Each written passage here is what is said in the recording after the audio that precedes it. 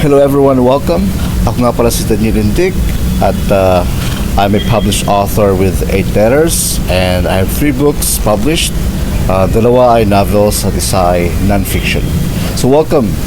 At ang topic na pag-uusapan natin today is very sensitive. It's not easy to talk about. It's very serious. So today I want to talk about unraveling depression. Unraveling depression. And the wisdom to squelch it. And the wisdom to squelch it. We can listen and read about depression. A lot of resources online sa YouTube. However, I noticed na parang incomplete yung talks, yung explanation. Even sa science, it seems that when you talk about depression, parang incomplete siya. And even the most famous talks sa YouTube, even TED Talk, if you listen to the talks about depression and then pumunta ka sa comment section, you will see there's a clash of comments, clash of disagreements coming from the depressed people na nakasabing, maganda yung points, maganda yung topic, but it doesn't help me. Hindi para sa akin yan. Yung iba naman nagsasabi, stop lying to us, it doesn't work, it's a lie. Marami talagang clash sa comment section sa YouTube when it comes to depression. So ngayon, we're going to unravel depression. Big word for unravel, but it simply means understanding depression. Understanding kasi meron na tayong knowledge about depression. Like, even science can talk about this, about the knowledge, all about knowledge about depression. But we don't have like fully understanding about depression. I want to use the approach of wisdom. Wisdom has 3 components: knowledge, understanding, application. At ang nangyayari is when it comes to talk about depression, we talk about knowledge and then we skip the second part and then jump to application agad. Kaya nga yung mga comments sa YouTube when it comes to depression talks, sabi sila it's very unfair kasi they will bring up their testimonies based on self experience tapos hindi applicable sa iba. Kasi sabi it's very selfish, very unfair kasi you're so lucky na na-experience mo yan. It doesn't apply to us. Kaya yun we skip the understanding part. We talk about application agad, which is application. Iba-iba yung application, iba-iba yung pinagdaraanan ng individuals when it comes to depression. And wisdom, what we skip yung part sa understanding is very important. It may sound simple, but it's not. Let me give you an example. For example, meron kang sasakyan, di ba? Tapos, pag ni-start mo, nag-start yung sasakyan, and then, mag-drive ka, di ba? So that is wisdom and application. What if one day kapag switch mo yung susis, hindi umandar? Then, wala ka na. Lost ka kasi you didn't understand how a car works. So that's the importance of understanding. And I'm guilty of that kasi ako meron akong motor. Hindi ako mekaniko. At ganoon din. Kapag pumunta ako sa trabaho, pag nag-rides ako, yun lang, switch on, andar. At kapag hindi umaandar, wala na. Hindi ko alam kung anong gagawin kasi I don't understand. Wala akong understanding sa motor ko kung paano ito umandar kasi hindi ako mekaniko. So that's how important ang understanding is. That's why it will be an advantage for you if you have understanding, knowledge, understanding, application. At the same way in approach when it comes to depressed people. So we have a knowledge that we are depressed. So we skip the part because we don't understand that depression. We consult sa doctor at we listen to talks, and then we're skipping understanding and pupunta agad tayo sa application because we think that it will solve a problem. The problem is your application is everybody's guessing when it comes to depression. Even even the experts, the psychologists, psychiatrists, and even TED Talks. I'm not saying that they are really guessing, but as per the people na nagre-react sa comments, they're guessing lang. Yun ang reaction nila, yun yung argument nila eh. So in this session, we're not going to skip the second part of the wisdom, but we're going to dive in to understanding, and we're going to unravel what is depression, so that we will have a wisdom on how to overcome it, conquer it, and squelch it. So I want to bring your attention to what I call the rogue soul. The rogue soul. And every depressed person ay nakaka-experience ito, yung tinatawag kong rogue soul. And depressed people are the smartest people. Sila yung mga deep thinker ng mga tao. Sila yung sila yung nagmamahal masyado. Sila yung nagki-carry ng burden para sa iba. Depressed people are the ones who worry for their parents, the ones who carry the burden na gusto nilang magsama yung parents nila. Sila yung gustong makipag-connect sa iba, kaso lang introvert sila. Sila yung may courage to battle those negative feelings every day. Sila yung punong-puno na because they wanna make a difference. Sila yung super talented, super creative, yung sobrang feelings talaga na nag-i-explode. And I don't want to be insensitive, I know, but we can check those people na have committed suicide. We can check on them. They're famous, they're talented, they're super rich. Sila yung grabe yung emotions, sila yung nakikare, diba? Ironic, diba? And even sa mga taong hindi natin kilala, na depressed and suicide, if only we have a chance to know them, we'll know that we will discover that how amazing those people are. So, kaya tinawag ko itong rogue soul because ang soul is parang container yan eh. Parang core sa ating life. Ito yung nag-absorb ng what we feel, what we think, what we hear, what we touch. Ito yung nag-absorb yung soul natin. So what happens if kapag mapuno na yun, nag-explode, sumasabog, at naging uncontrollable, at naging rogue na, and marami ng emotion na may feel sa tao. Mix of emotions. Kaya yung ginagawa nila is because it's too much. It's exploding, it's too much to bear.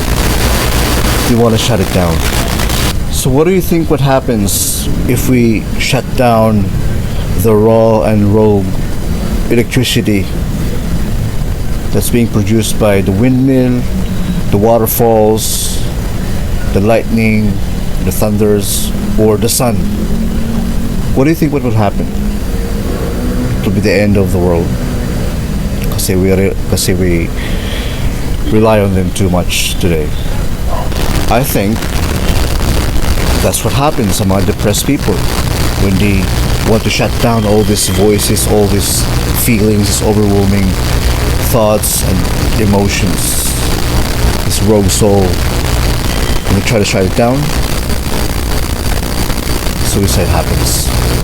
But what if we can harness the raw and rogue power that the sun creates, or yung windmill, or yung waterfalls, or the thunders? What if we can harness them and convert them into a power that will give light to the city? Well, that's the key. Yan ang wisdom. How to squelch these overwhelming emotions and feelings and convert it into something good. Yes, because depression that results into overwhelming emotions and feelings without a purpose, it could destroy you. It could destroy someone. It could destroy anything. Yes, because depression is like a raw and rogue energy. Kapag walang purpose, it could destroy anything. Fire, di ba? Example, if gone rogue, it could destroy houses, it could destroy a city. But if we can put a purpose and harness fire, it can be used to cook, it can be used to warm people. At electricity, without a purpose, if gone rogue, it could kill people. It could destroy the cities, it could destroy anything.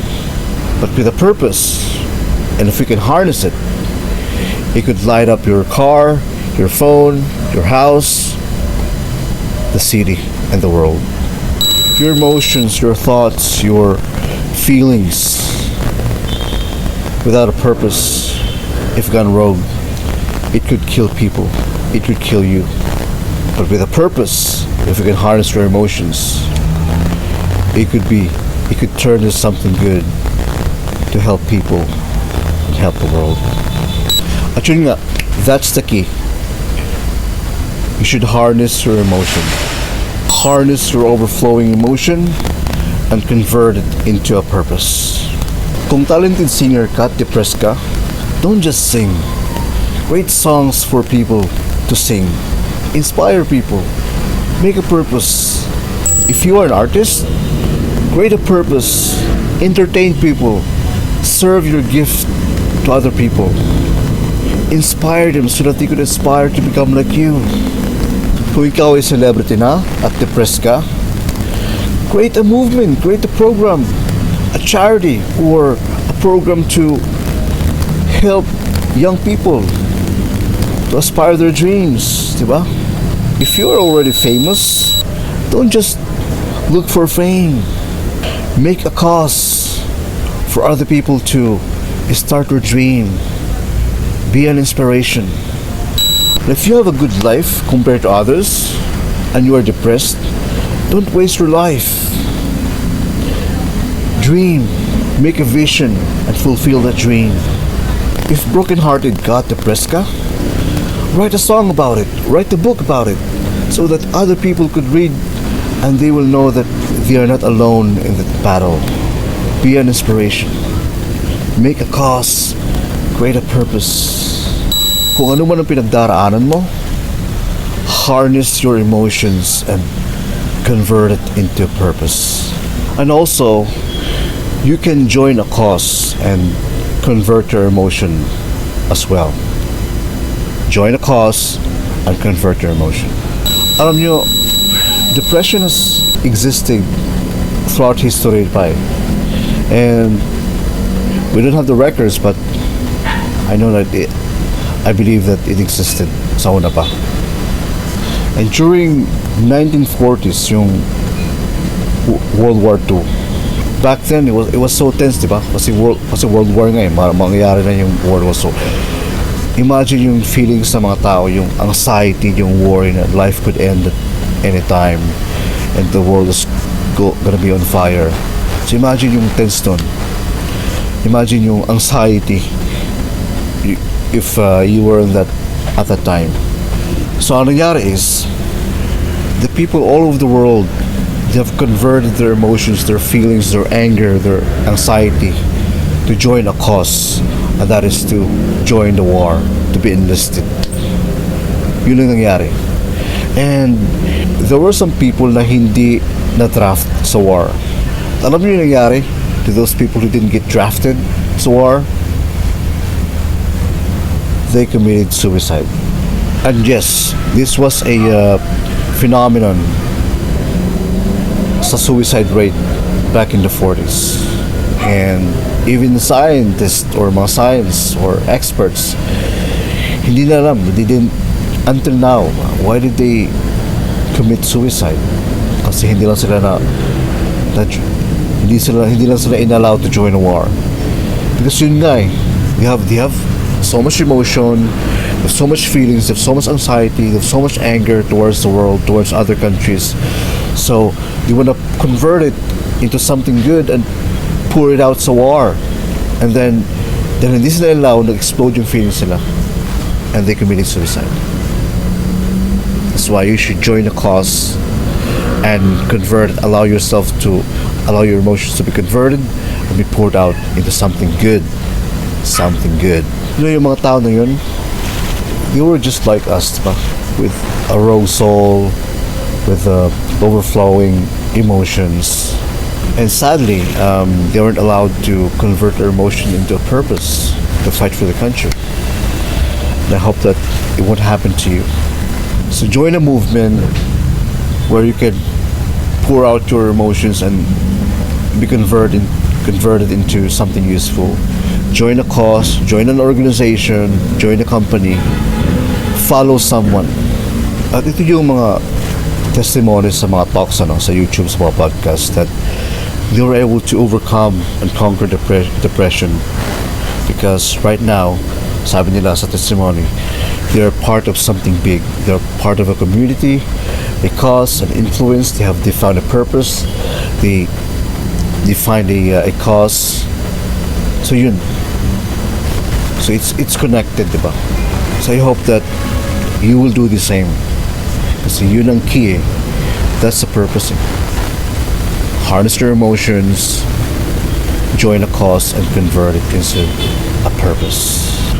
Once again, kung ano mang pinagdadaran mo, convert your emotions into a purpose, harness your emotions, join a cause, find a purpose.